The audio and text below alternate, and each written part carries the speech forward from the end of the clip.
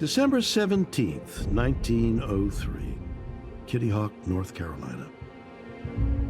Witnesses gather to watch the final test of a revolutionary new flying machine invented by brothers Wilbur and Orville Wright. Orville took his position in the cradle.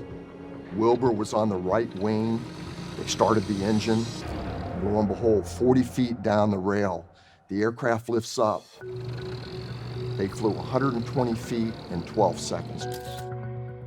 12 seconds that changed the history of mankind forever. The successful test of the Wright brothers' flying machine was a watershed moment in human history.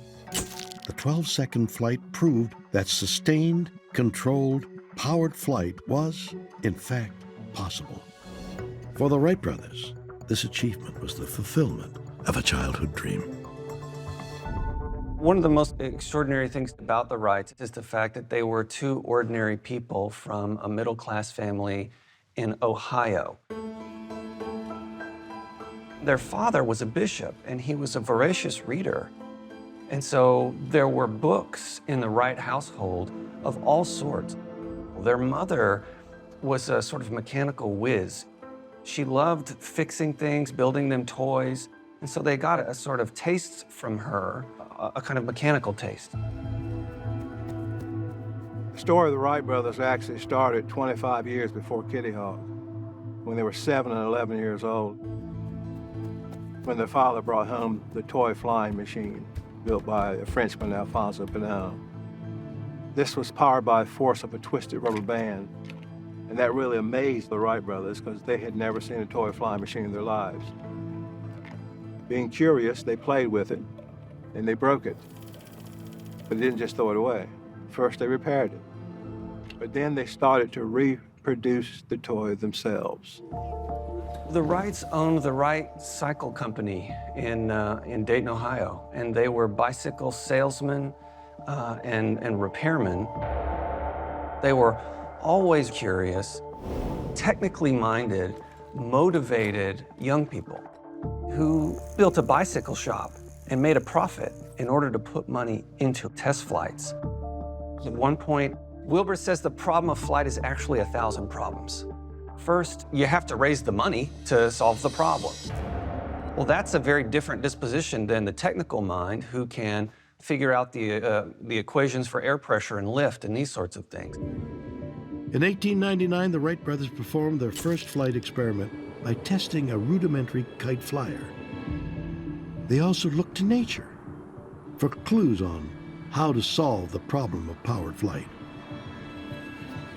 They saw all these examples in nature of flight, the butterfly, the dragonflies, the buzzards and vultures, and they found that there were two methods of flight, the fast wing beaters and then the soaring birds. They patterned their machine after a particular bird, the turkey vulture, which was a very good soaring bird. They would read books about animal locomotion and look at birds' wings. And people were like, what are those guys doing?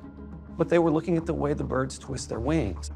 Because neither of them went to college, the Wrights benefited from breaking the chains that might have otherwise have bound their minds.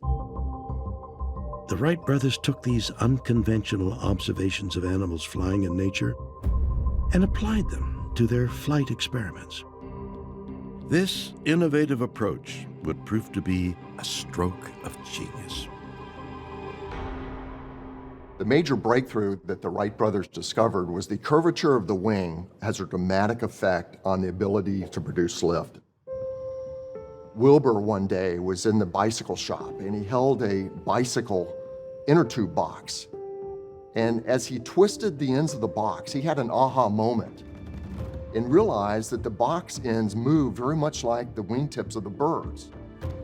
He integrated that idea into what he called wing warping in the wing design that we see on the 1903 Wright Flyer.